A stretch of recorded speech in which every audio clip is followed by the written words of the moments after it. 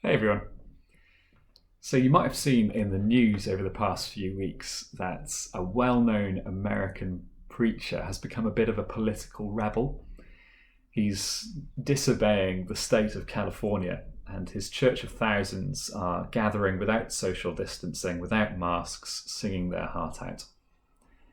And while the importance he's placing on gathering as God's people is admirable, I think a lot of us are a little uneasy with that sort of rebellion. Should Christians ever rebel like that? Let's look at Jesus and find out. He entered Jerusalem like a world champion boxer entering the ring. Crowd screaming, rivals booing, ready for the fight. Although I'm not expecting Tyson Fury to be swapping his giant throne for a little donkey anytime soon. And it wasn't too long before the bell rung for the first round.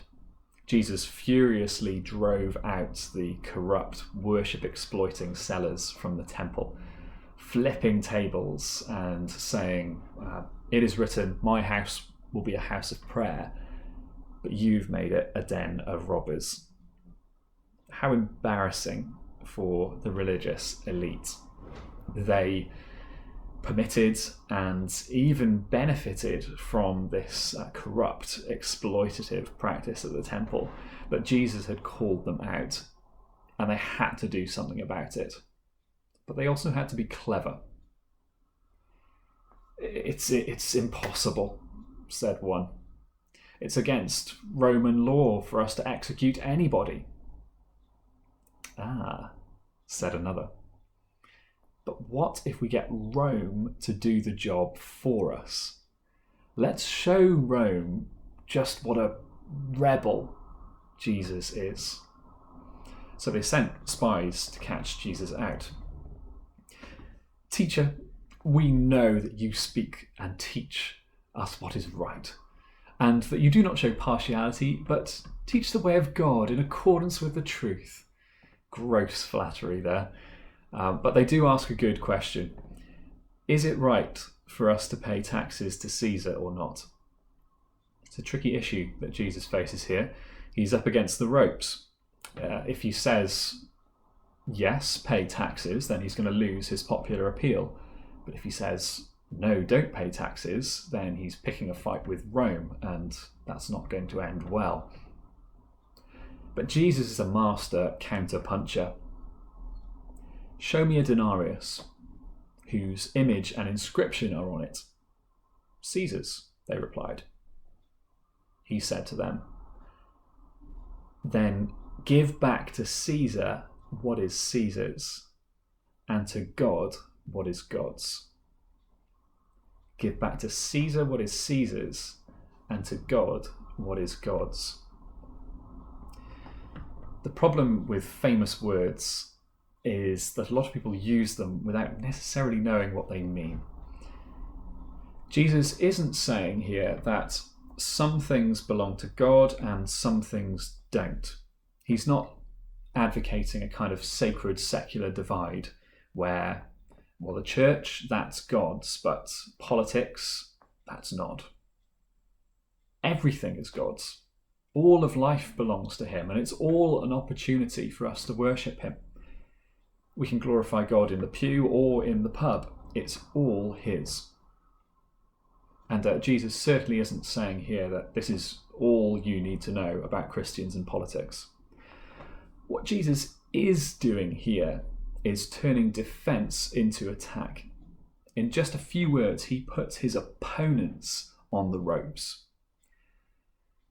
We could sum up these famous words like this: "I'm not rebelling against Caesar, I'm rebelling against you."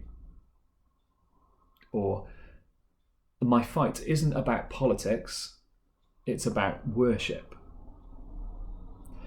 Jesus' opponents came to him with the thinly veiled accusation that he was a political rebel against Rome. But Jesus' reply, especially the second half of it, was a not so hidden accusation against them. You're not giving to God what is God's. By corrupting and exploiting worship at the temple, these religious elites were robbing God. And Jesus came not to turn the tables on Caesar, but to rebel against such empty, corrupt religion.